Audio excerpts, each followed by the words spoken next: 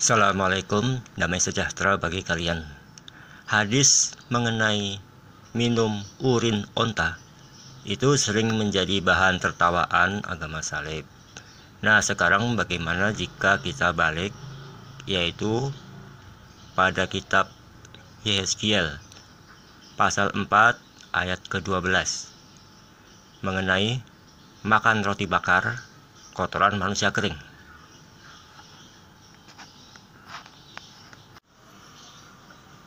Dalam Al-Quran surat Al-Ghasyiyah surat nomor 88 ayat ke-17, Allah berfirman untuk memperhatikan penciptaan unta.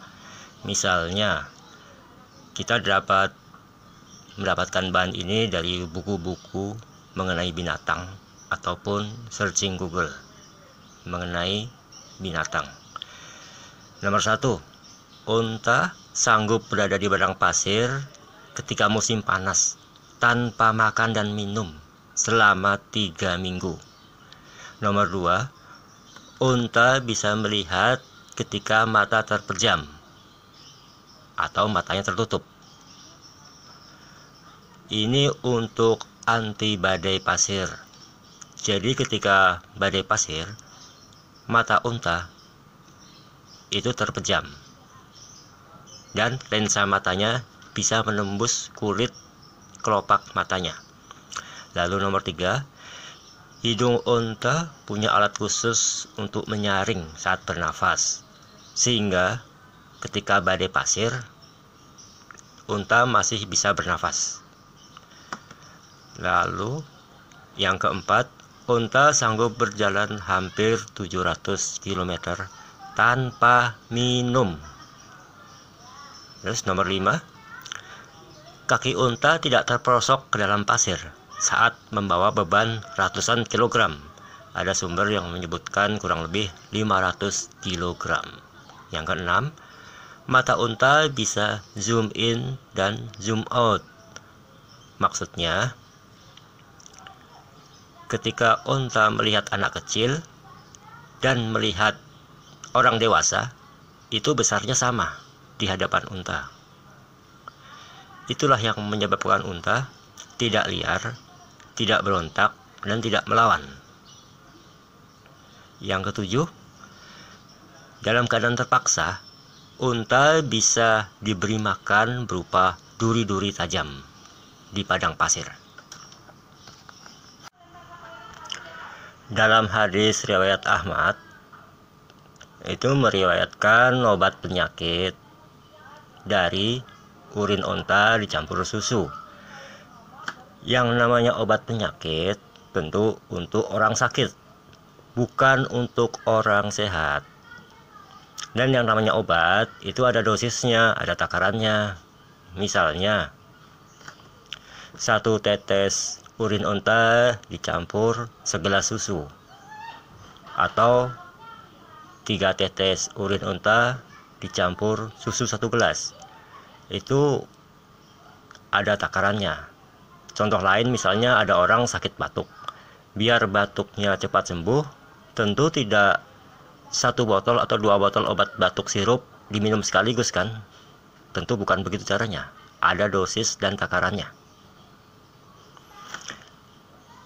Lalu penelitian mengenai urin unta itu sudah ada sejak tahun 1925. Dilakukan oleh Bernard Reed dalam jurnal biokimia. Begitu pula tahun 2017 dalam jurnal terapi kanker. Lalu jurnal farmasi negara Sudan juga ada ketika riset. Begitu pula benua Afrika melakukan riset mengenai urin unta. Berikut adalah contoh hasil riset mengenai urin unta.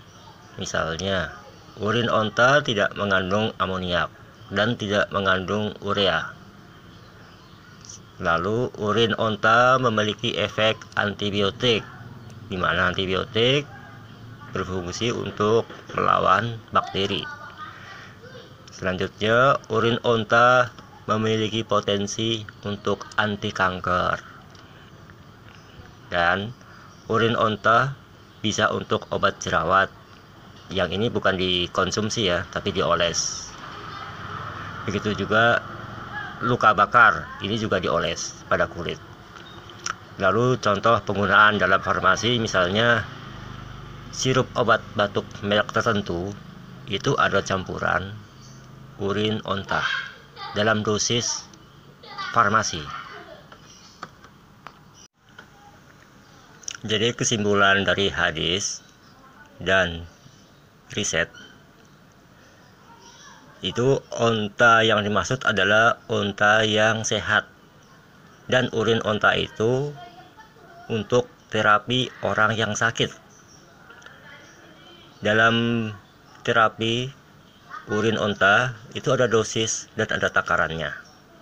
Sebagai tambahan, Nabi Muhammad SAW senantiasa sehat. Beliau tidak pernah sakit serius. Jadi beliau juga tidak minum urin onta. Sakit beliau hanya influenza atau demam. Itu pun tuntas dengan dibekam.